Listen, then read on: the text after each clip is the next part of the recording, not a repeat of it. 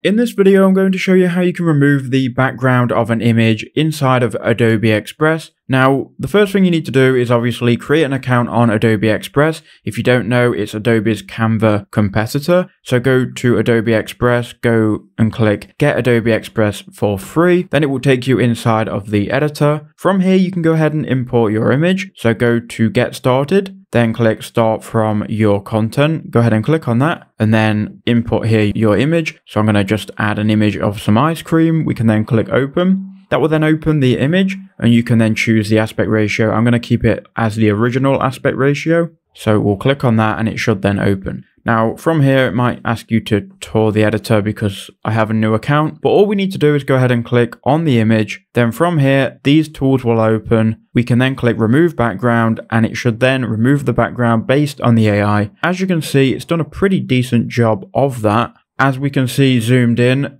a lot of the background has actually been cut out very precisely. So yeah, I'm quite happy with that for a first try as an AI background remover. That's how you do it. If you then want to download your image, click download in the top right hand corner. You can go ahead and download it. So that's how to do it. I hope that helped you out.